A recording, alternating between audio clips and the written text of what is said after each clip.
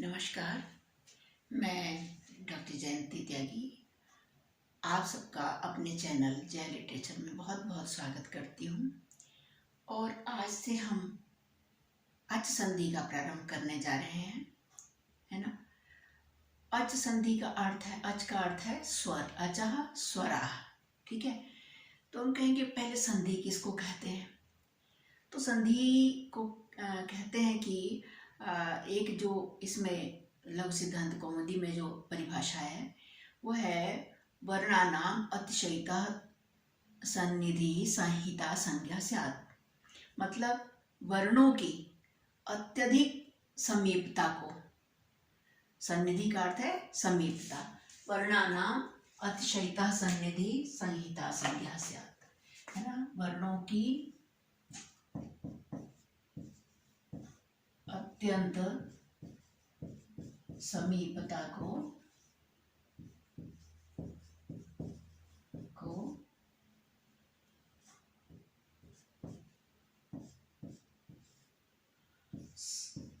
संहिता कहते हैं।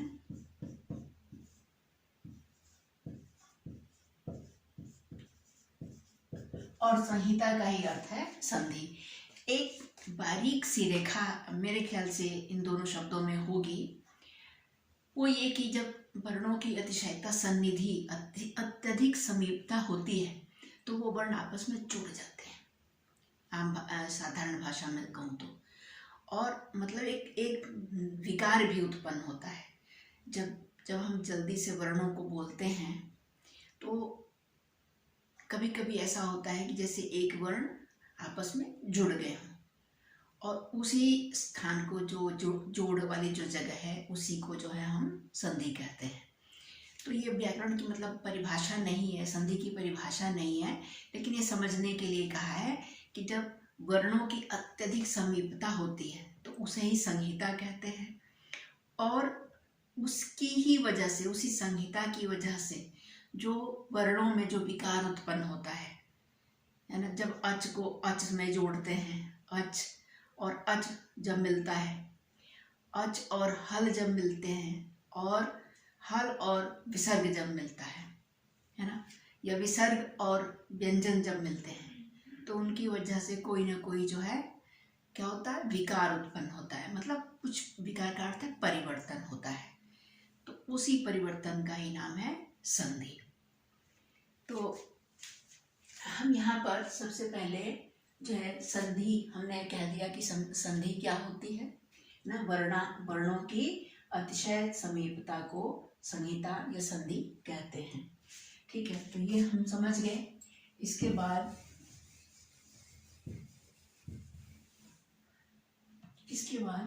हम ये जान लेते हैं कि संधि जो है कितने प्रकार की होती है। ये बहुत ही आसान बात है, सबको पता ही है, फिर भी संधि जो है 3 प्रकार की होती है। एक अच संधि या स्वर संधि, हल संधि, उसे व्यंजन कहते हैं, हल मतलब व्यंजन, और विसर्ग संधि। यहाँ पे हम जो है अच संधि पढ़ाने जा रहे हैं। एक सेकंड बस।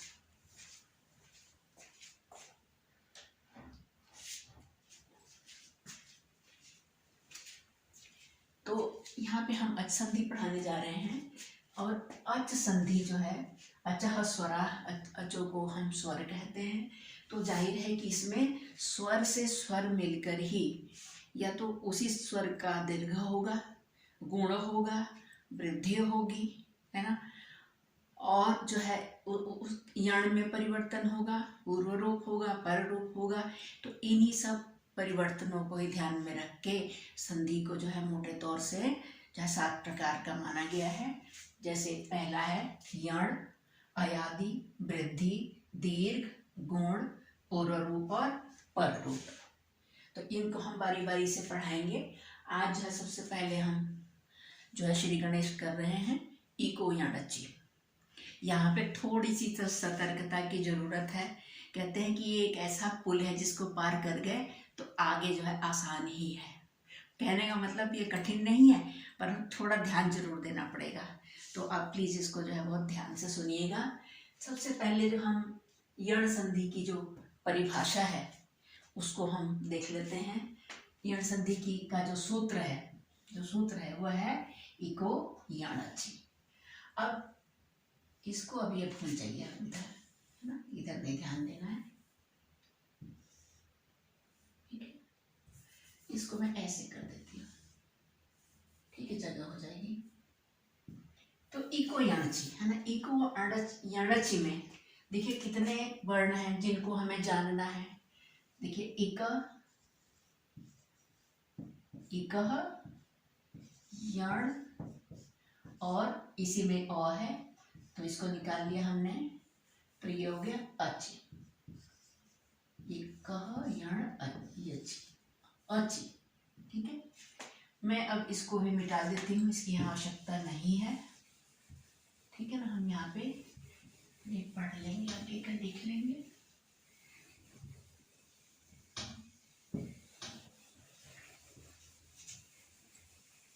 ठीक है, तो कहते हैं अब जो है हमें ये जानना है, अब यहाँ पे इकह में जो है षष्ठी विभक्ति है ना, षष्ठी विभक्ति है ना। यण में जो है प्रथमा है।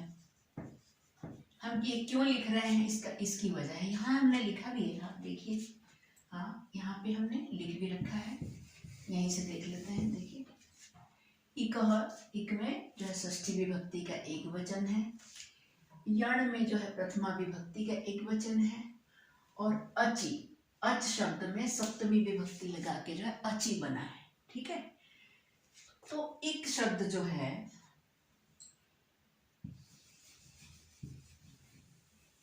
इसको भी मिटा देते हैं, जगह हो गई हमारे पास। हाँ जी, देखिए,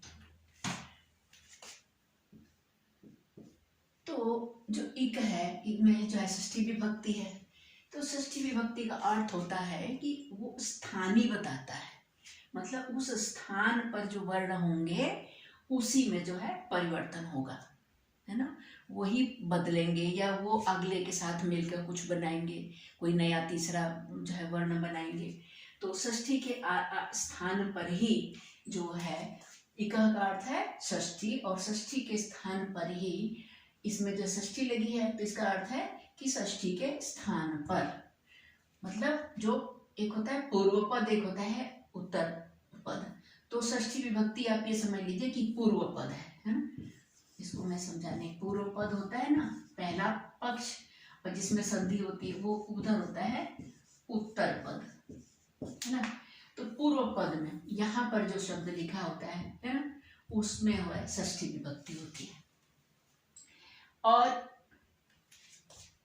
उसके बाद इसको आप समझ गए, और यण में जो है प्रथमा विभक्ति है, मतलब प्रथमा विभक्ति में जो भी सूत्र में जो भी शब्द है उसका अर्थ है कि वही आदेश होगा। आदेश का मतलब एक तरह से ऑर्डर, कि वही होना है, मतलब इक के स्थान पर यण होना है। जैसे इस सूत्र में ये आदेश हो रहा है, इसी सूत्र के माध्यम से ही मैं आपको ये बात भी समझा रही हूँ कि इक के स्थान पर यण होना है।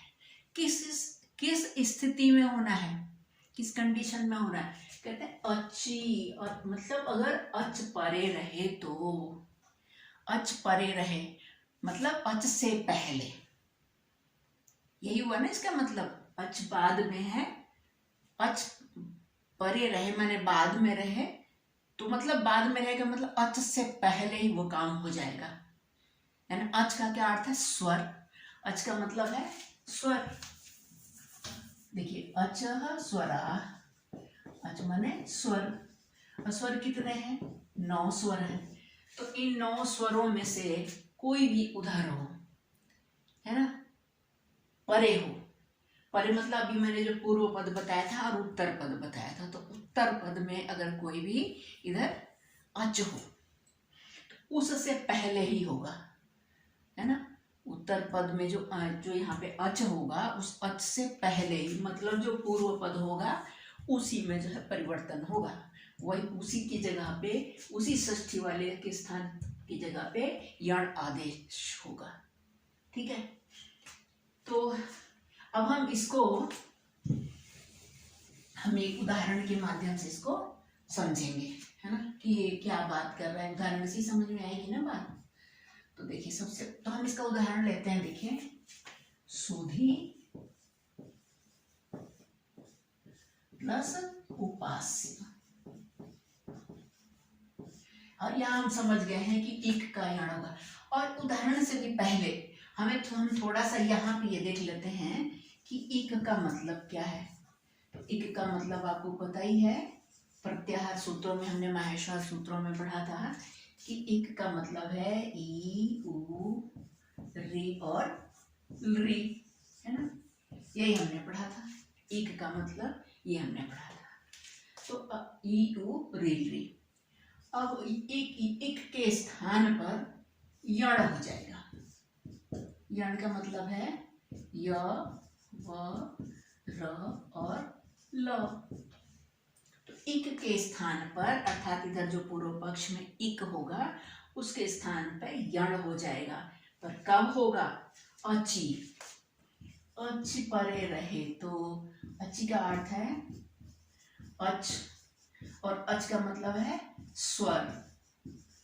और स्वर में भी एक बात यहाँ पे और मैं आपको ध्यान दिलाती हूँ, अच माने जो स्वर है, ये स्वर जो है असमान स्वर होना चाहिए।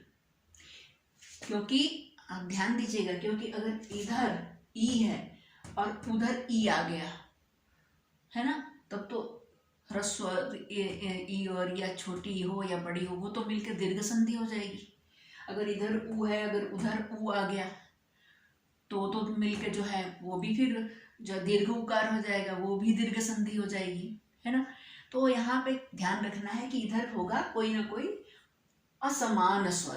किसका असमान? जो इधर जो स्वर होगा पूर्व पद में, उसके उधर जो पक्ष उत्तर पद में जो स्वर होगा वो सेम नहीं होगा। वो जैसे इधर ई है तो उधर ई नहीं होगा, इधर ऊ है तो उधर ऊ नहीं होगा, इधर री है तो उधर री नहीं होगा, वो कोई ना कोई असमान स्वर होगा। इसीलिए यण संधि की जरूरत पड़ी, यानी तो दीर्घ संधि से काम चल जाता है अगर समान ही स्वर आने होते तो ऐसा नहीं होगा, है ना। असमान स्वर होने चाहिए। तो अगर अच इक का यण होगा, कब होगा? अची, अची में लगी है सप्तमी विभक्ति। इसका मतलब है अच परे रहे तो, पर अच परे रहने पर, परे रहने पर। इसी बात को हम ये भी कह सकते हैं कि अच से पहले, है ना। अच बाद में हो तो इसका मतलब जो कार्य हो, अच बाद में है तो जो कार्य होगा वो अच से इधर पहले होगा। तो इस बात को हम ये भी कह सकते हैं कि अच से पूर्व, या अच से पूर्व का मतलब है पहले, ठीक है ना। और इसी बात को यहाँ भी कहा गया है कि तस्मिन्निक। अच्छा हाँ, अभी देख लीजिए, अब जैसे सुधी है तो अब हम यहाँ अपने उदाहरण पे आ जाते हैं। सुधी में देखिए क्या क्या है। इधर है, सॉरी, इसको हम थोड़ा अलग करते हैं समझाने के लिए। स और है ऊ की मात्रा, ध और है बड़ी ई की मात्रा, है ना, और प्लस इधर है ऊ, और में से आ निकाल लेते हैं, और इसकी यहाँ आवश्यकता नहीं है, मतलब इतना ज्यादा जोड़ने की, तो इसीलिए उप और आ से ऐसे कर देते हैं, ठीक है। इधर जो पूर्व पद था इसका हमने वर्ण विच्छेद इधर कर दिया समझने के लिए, इधर जो था इसका भी हमने कर दिया, ठीक है। तो अब ये देखिए, कहते हैं कि इक का यण होना है, ठीक है। तो इसमें इक कहाँ कहाँ पे है हम देख लेते हैं पहले। देखिए ऊ जो है, अब इक में कौन कौन से आते हैं, देखिए ई उ री री। इक में से यहाँ पे एक तो ये इक है, ये भी है ना, इक है ना, और ये भी इक है, ई जो है ये तो है ही है, इक पहला ही, ठीक है। और एक ये जो ऊ है ये भी इक है ना। तो यहाँ पे 3 इक हो गए। तो कह रहे हैं कि इक का यण होगा। सूत्र कहता है, इको यणचि जो सूत्र है वो ये कहता है कि इक के स्थान पर यण हो। तो क्या इसकी जगह पे भी यण होगा, या इस वाले इक की जगह पे यण होगा, कि इस वाले इक के स्थान पे यण होगा। तो इसको समझाने, इस शंका का निवारण करने के लिए कहते हैं कि तस्मिन्निति निर्दिष्टे पूर्वस्य, तस्मिन्निति मतलब इस अचि, ये जो अचि है इसके लिए आया है कि इस अचि है ना, इस अच से, अच के द्वारा जो विधान किया जाए, अच का के द्वारा जो लिखा है, देखिए अच में है सप्तमी विभक्ति, तो इसी की वृत्ति है ये तस्मिन्निति निर्दिष्टे पूर्वस्य की वृत्ति है कि सप्तमी निर्देशेन विधीयमानं कार्यम, मतलब जिसमें सप्तमी विभक्ति लगी हुई है, अच्छी में सप्तमी है, तो सप्तमी विभक्ति के निर्देश से, उसके ऑर्डर से, उसके निर्देशन में जो किया गया जो कार्य है वो वर्णांतरेण अव्यवहितस्य पूर्वस्य बोधः। इसमें हम दो शब्द समझेंगे। पहला है, यहां मैं लिख के बताती हूँ आपको, वर्णांतरेण, ये दो शब्दों से मिलकर बना है अव्यवहितस्य,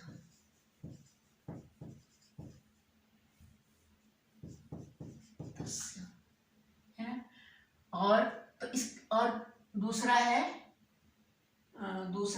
पूर्वस्य। इसको मैं समझा देती हूँ। ये दो शब्द हैं जो थोड़ा सा इस पे हमें समझना है जरूर। इन दो शब्दों को समझना है कि इसको समझने से हमें पता चल जाएगा कि कौन से एक की जगह पे हमें यण करना है। तो कहते हैं कि सप्तमी के निर्देश से जो विधीयमान कार्य होगा वो वर्णांतरेण अव्यवहितस्य पूर्वस्य बोध्यम, मतलब वर्णांतरेण माने किसी दूसरे वर्ण के व्यवधान के बिना, मतलब बीच में किसी और वर्ण का उपस्थिति ना हो। व्यवधान होने का मतलब है उपस्थित, वहां पे उपस्थित ना होना। तो व्यवधान से अव्यवहित माने रहित, किसी दूसरे वर्ण के व्यवधान से रहित हो, पहली कंडीशन। और दूसरी जो है पूर्वस्य, पहले हो। किससे पहले हो? अच से पहले हो, है ना। ये उ जो है अच भी तो है, अच माने स्वर, ये भी अच है, ई भी तो अच है ना। ये अच भी है और अच में अगर और बारीकी से देखें तो वो इक है, ये भी अच है और ये भी अच है, ठीक है ना। तो यहाँ पे क्या कह रहे हैं कि जो कार्य होगा, जो संधि का कार्य होगा, वो किसी भी, मतलब एक तो जो पूर्व पद होगा, है ना, जैसे ये पूर्व पद है और ये उत्तर पद है, तो किसी वर्ण का व्यवधान नहीं होना चाहिए बीच में। और ये है स्वर संधि। तो इसका मतलब क्या है? दो स्वरों के मिलने से जब एक विकार उत्पन्न होता है, कोई अन्य स्वर बनता है, तभी तो संधि होती है ना। तो यहाँ पे स्वर और व्यंजन तो मिलेंगे नहीं, एक तो पॉइंट ये है। दूसरे कहते हैं कि अचि से पहले, अचि का अर्थ है कि देखिए अच स्वर के परे रहने पर, अच से ठीक पूर्व, अच से ठीक पूर्व। तो यहाँ देखिए अच स्वर जो है शुद्धि उपास्य में, ये जो ऊ है यहाँ पे, ये जो ऊ है, मैं थोड़ा इसको मिटा देती हूँ समझने के लिए। ये जो अच है ना, अच के परे होने पर, देखिए ये अच है और ये परे है। परे मतलब बाद में है, बाद में मतलब उत्तर पद में है ना। उत्तर पक्ष कहना चाहिए, पूर्व पक्ष उत्तर पक्ष, है ना, उत्तर पक्ष में है। तो इससे पहले, इससे ठीक पहले जो इक होगा, है ना, पूर्वस्य लिखा है, वर्णांतरेण अव्यवहितस्य। वर्णांतरेण माने दूसरे वर्णों के व्यवधान से रहित। यहाँ पे देखिए जैसे ये तो व्यंजन है और ये स्वर है, ठीक है ना। तो ये और ये जो स्वर है और ये जो स्वर है, अगर इनको भी हम नहीं जोड़ सकते क्योंकि बीच में ये ध आ गया है, ठीक है। हम इस उ और इस आ, ये भी स्वर है, इन दोनों को भी हम नहीं जोड़ सकते, इनको हम आपस में नहीं जोड़ सकते क्योंकि इनके बीच में भी ये प आ गया, व्यवधान, ये व्यवधान है और यहाँ पे ये ध जो है व्यवधान है, समझने के लिए बता रही हूँ। तो इसीलिए उ और ई ये नहीं जुड़ेंगे, है ना। और ये उ और ये आ ये भी नहीं आपस में जुड़ेंगे क्योंकि ये प जो है व्यवधान हो गया, है ना। तो अब क्या जुड़ेगा, देखिए इससे पहले यहाँ जो है कोई व्यवधान नहीं है और इस ये अच है ना, और अच से पहले इधर इक है, तो ये जगह जो है एकदम परफेक्ट है जहाँ पे हम जोड़ सकते हैं। जो हमारे सूत्र हमारे सूत्र पर जो है, परिभाषा पर जो ये सही सटीक बैठ रहा है कि इक के स्थान पर, है ना, क्या हो, यड़ हो, अच परे रहने पर। अच यहाँ पर ये उ जो है अच है, ये बाद में है, इधर जो है इक है, तो यहीं पर संधि होगी। तो तस्मिन् नित्य निर्दिष्टे पूर्वस्य, इस अच से ठीक पूर्व में ये ई आ रहा है ना।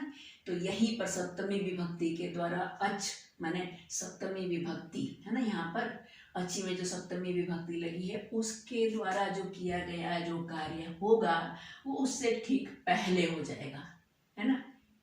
और इसी बात को हम ये भी कह सकते हैं कि इक का यण हो जाएगा। ये इक जो है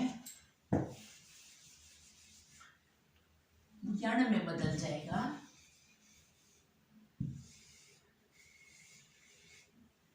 देखिए ये इक जो है ना, यण में बदल जाएगा अगर इधर क्या है, ये उ क्या है, अच हो। अगर इधर यत अच हो तो ई का यण हो जाएगा। ठीक है, ठीक है, इतना तो अब मुझे लगता है आपकी समझ में आ गया होगा कि इक का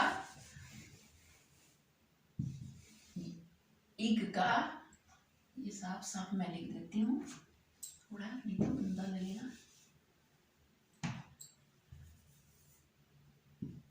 यहाँ पे है उपास्य, अब मैं इसे उपास्य पूरा लिख देती हूँ। ठीक है, कि इक का यण हो जाएगा और इधर यहाँ जब अच रहेगा तो ये अच है, ये इक है, कंडीशन यहाँ पे जो है बिल्कुल सही जो है जगह है ये, तो यहीं पे जो है संधि होगी। तो अब कहते हैं कि एक प्रश्न और उठता है, कोई कहता है भाई कि इक का यण हो गया, मतलब इक ये ई है इसका यण हो जाएगा। तो यण तो चार है ना, य व र ल, ये चार यण है। तो इस ई के जगह पर, है ना, इनमें से कौन सा होगा। ठीक है, तो कहते हैं कि तो फिर ऐसा करते हैं, चार तरह के जो है समानताएं होती हैं, गुणकृत, अर्थकृत, है ना, परिमाणकृत और जो है स्थानकृत। तो सबसे अधिक समानता जो स्थानकृत में होती है। तो कहते हैं कि स्थाने अंतरतमः, स्थाने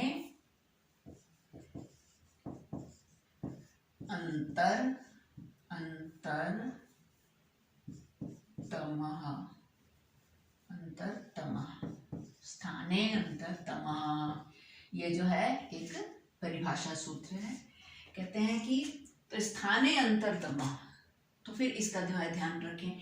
स्थाने का मतलब क्या है, स्थाने का मतलब है उच्चारण स्थान।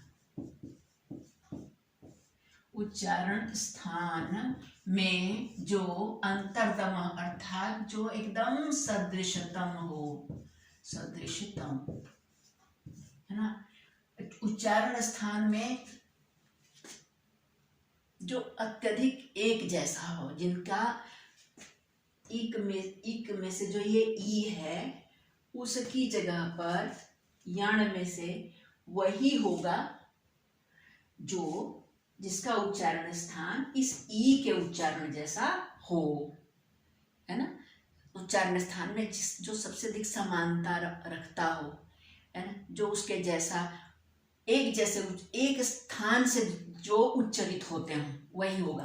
तो इनमें से कौन सा होता है, इचु यशानाम तालु, इचु यशानाम तालु पढ़ा है ना, इचु यशानाम तालु। तो इसमें देखिए ई और इन यण में से ये य, इन दोनों का उच्चारण स्थान तालु है। तो सिद्ध हो गया कि इसे ई की जगह पर क्या होगा, य ही होगा, है ना। ई के स्थान पर यही होगा, इन तीनों ये सब नहीं होंगे ना। ये कौन तय करता है? ये तय करता है स्थाने अंतर तमः। स्थाने मतलब उच्चारण स्थाने, और अंतरतम माने सदृशतम, सबसे अधिक समान, सबसे अधिक समानता है, मतलब उनमें से जिसकी उच्चारण स्थान जो है एक जैसे हो। तो ई की जगह पे यह इसीलिए हो रहा है कि जहां से ई उच्चारित होता है वहीं से य होता है, इचुएशानम कालू। क्लियर हो गया है ना। तो अब क्या रूप बना? ई का ही बनेगा। एक तो ये सिद्ध हो गया कि इसी वाले ये जो इक है इस यही बदले, इसी की जगह पे परिवर्तन होगा, इसी की जगह यण होगा, दूसरे क्या होगा, इसकी जगह य बनेगा। तो क्या अब रूप बनेगा? अब क्या रूप बनेगा? देखिए, इसको अब हम जोड़ देते हैं, ठीक है ना। देखिए, अब मैं इसको मिटा के मैं नए सिरे से इसको जोड़ देती हूँ। देखिए, और अब इसकी भी यहाँ जरूरत नहीं है, इसलिए इनको भी हम मिटा देते हैं।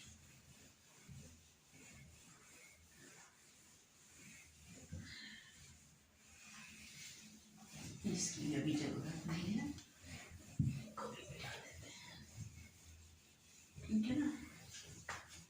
देखिए, तो अब इसका देखिए क्या रूप बन गया। सो ये ध है ना, ध में जो ये ध में द हमने हलंत कर लिया, और जो इसमें ई था इसका हमने य बना दिया, सुधय, और इधर है उपास्य, ठीक है ना, सुधय उपास्य। अब कहते हैं कि देखो एक सूत्र और यहाँ पे लगेगा, और वो उसका नाम है अनाची च। अनाची का मतलब क्या है? देखिए यहाँ पर मैं बताती हूँ। अनाची च, अन जो है नए तत्पुरुष समास है, माने अन अची। कैसे बना? अन और अची। अची माने स्वर और च अलग। अन माने बिना, जो न हो, है ना, और अची माने स्वर, मतलब जो स्वर न हो, है ना, ठीक है, बिना स्वर के, अर्थात है ना, बिना स्वर के। और बिना स्वर के कौन से हैं? व्यंजन। तो अनाचिचा का मतलब है व्यंजन, और इसकी वृत्ति है, मतलब इसकी वृत्ति है कि अचः परस्य यरो, है ना, अचः परस्य यरो द्वेवास्तः न त्वचि। अचः परस्य यरो, देखिए ऐसे यहीं पे बता देती हूँ। अचः परस्य यरो द्वे वा स्तः न त्वचि, न त्वचि, है ना। अनाचिचा का ये विग्रह, ये जो है वृत्ति है ना। अब इसका मतलब क्या है? इसकी जरूरत क्यों पड़ी? कहते हैं कि पड़ी इसलिए पड़ी क्योंकि कहते हैं कि अचः परस्य, ये देखिए स में उ है ना, स में उ है ना, तो उसके अच के बाद में, अचः परस्य माने स्वर के बाद में, अचः परस्य माने अच माने स्वर और परस्य माने उसके बाद में। यरह, अगर यर हो तो उसका द्वे माने दो हो जाते हैं, अर्थात द्वित्व हो जाता है। द्वित्व माने डबल हो जाता है, और वो भी कब होता है? वा माने विकल्प से, आवश्यक नहीं है, विकल्प से, है ना, स्तर हो जाते हैं। न तू अची, मतलब अच, न तू अची, उधर का जो अची है ना उसका नहीं। हाँ, न तू अची, अची का अर्थ फिर सप्तमी है, न तू अची, इधर नहीं, इधर ये बात नहीं लागू होगा। ये जो अच के बाद में अच, और यहाँ लागू हो भी नहीं सकता है, क्योंकि यहाँ पे ये तो अच है ही नहीं, ये तो व्यंजन है। तो इसीलिए कह रहे हैं अचः परस्य, स्व में जो उ है उसके परस से माने बाद में जो यर हो, ये जो ध है ये यर प्रत्याहार में आता है। कैसे आता है वरट लण यम। देखिए यर में कहाँ तक है, ह को छोड़कर य से लेके शक्सर हल तक, शक्सर है ना, तभी तो यर बनता है ना। माहेश्वर सूत्र याद कीजिए, यर ह को छोड़कर य से, है ना, ह छोड़ दीजिए, है वरट का ह छोड़ के वरट लण यम गणनम जबै गढ़कर जब गढ़दस खप छठत जटतम कपै शक्सर, है ना। तो य से लेके र तक इतने सारे वर्ण जो है इसके बीच में आ गए। तो देखिए छोड़िए, ये वरट लड़ यमगण नम जभय घट धस, ये जो ध है ये यर है, ये यर प्रत्याहार में आ गया, ठीक है ना, यर प्रत्याहार में। अच्छा, तो इस ध का क्या होगा, द्वित्व हो जाएगा। ये कहता है अच परस्य, अच के बाद में अगर कोई यर प्रत्याहार का शब्द आए तो उसका क्या होगा, उसका द्वित्व हो जाएगा। मतलब अब ये क्या बन जाएगा, और वो भी विकल्प से होगा, कभी होगा और कभी नहीं होगा, विकल्प का ये मतलब है। तो अब ये क्या बन गया, ध जो है दो बार हो जाएगा, है ना, सु ध य, है ना, प्लस उपास्य। तो अब एक रूप यहां पर सिद्ध हो रहा है, एक रूप सिद्ध हो रहा है। कौन सा, देखिए ये देखिए ध और ये ध, है ना, ये य, अभी यहाँ तक ये हुआ, है ना। अब य में ये जो है ऊ की मात्रा लग गई, तो सुद्यु और ये पास्य, ये एक रूप जो है यहाँ सिद्ध हो गया, ठीक है, शुद्ध्योपास्य। मतलब दो ध आएंगे, एक तो यह रूप बनेगा और इसके बाद जब विकल्प से, है ना, इसके बाद ये विकल्प से होगा, है ना, विकल्प से एक तो ऐसा रूप बनेगा और एक और भी बनेगा। उसमें क्या होगा, देखिए मैं दिखाती हूँ, इसको मैं थोड़ा ऐसे कर देती हूँ कि एक ये रूप बन गया, और अब ये जो हमारा यहाँ काम हो रहा है उससे इसका कोई मतलब नहीं है, ये हो चुका है, ठीक है। आप यहाँ पे देखिए, सिर्फ यहाँ देखिए, अब क्या होगा कि कहते हैं कि एक और सूत्र यहाँ पे लगेगा, क्योंकि कहते हैं जब विकार से मतलब विकल्प से होगा तो एक सूत्र, एक तो ये रूप बन गया और दूसरा रूप जो है कैसे, इसको आप देख लीजिएगा, इसे मैं यहाँ मिटा रही हूँ, यहीं पे काम करेंगे। दूसरा जो है क्या होगा,